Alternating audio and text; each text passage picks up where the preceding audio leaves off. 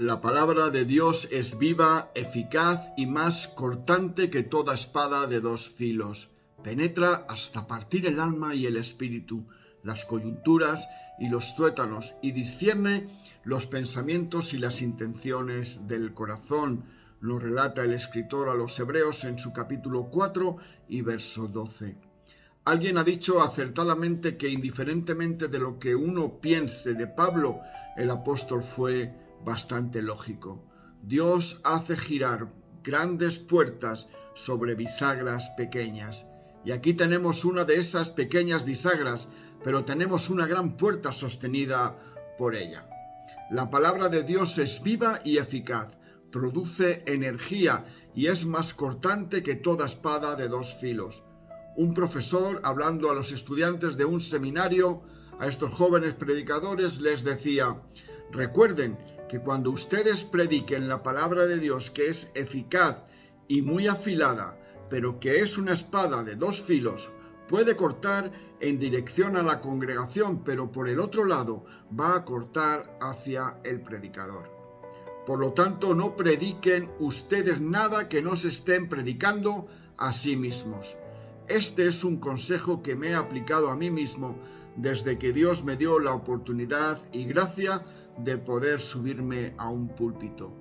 Ha sido como un regulador de mis emociones al predicármelo a mí. Quizás algún día el sermón no haya sido para ninguna otra persona que simplemente para mí. La palabra de Dios, por tanto, al ser una espada de dos filos, penetra eficazmente. Recordemos lo que el apóstol Pablo escribió a los tesalonicenses en su primera carta en el capítulo 2 y verso 13, cuando dice: por lo cual también nosotros damos gracias a Dios sin cesar, porque cuando recibisteis la palabra de Dios que oísteis de nosotros, la recibisteis no como palabra de hombres, sino según es en verdad la palabra de Dios, la cual actúa en vosotros los creyentes.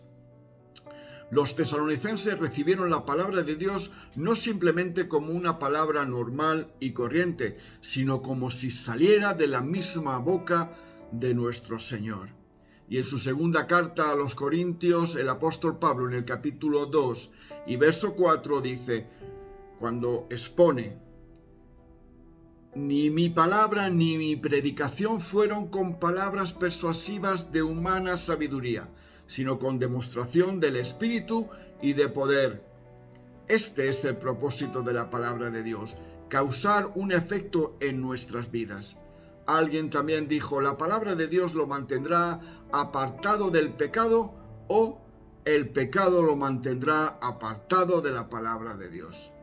Hay muchos creyentes hoy que no dedican tiempo suficientemente al estudio de las Escrituras. La mayor disciplina que un predicador puede practicar es recorrer toda la Biblia, libro por libro, ante una congregación en predicaciones expositivas. Es una disciplina que no sabemos hasta qué punto nos va a ayudar a toda la congregación, pero con toda seguridad podemos decir que sí va a ayudar a aquel que tiene la responsabilidad de predicar. Es una gran experiencia ver los efectos de esta espada de dos filos tan cortante, que penetra hasta partir el alma y el espíritu. Hay muchos que tratan de hacer una distinción entre el alma y el espíritu, ideando una ingeniosa división psicológica entre las dos.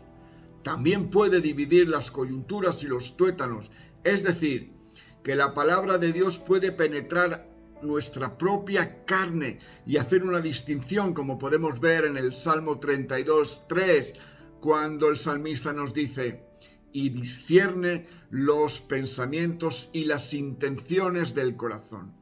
Esta palabra discernir, que se utiliza aquí, proviene de la palabra griega que significa crítica.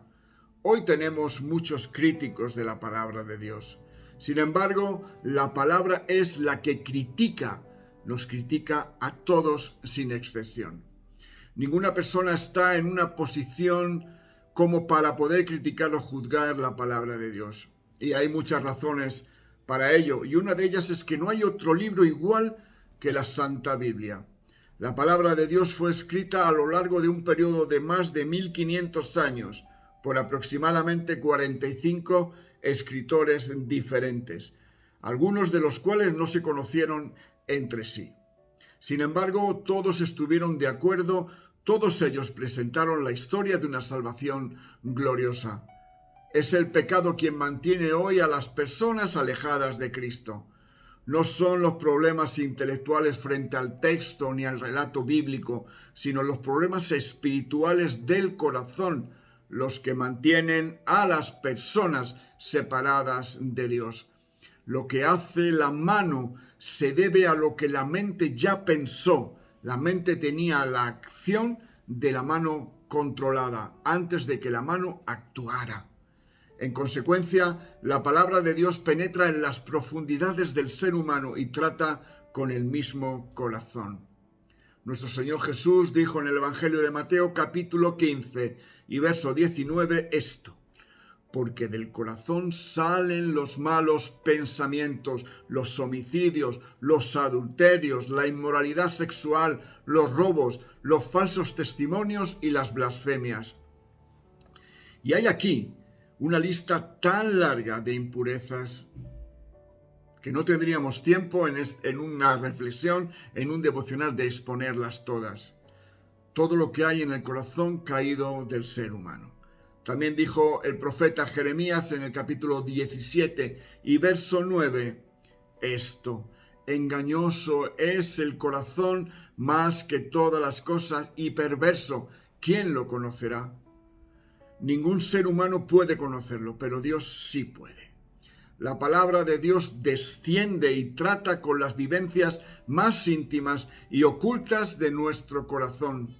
Desciende hasta la vida real, justamente al lugar en donde tú y yo actuamos y vivimos nuestra verdadera existencia. Sigamos cada día examinando las Sagradas Escrituras, pidiendo al Espíritu Santo que nuestra fe se mantenga bíblica y pura, para que nada nos aparte de la verdad que solo tenemos en Cristo Jesús.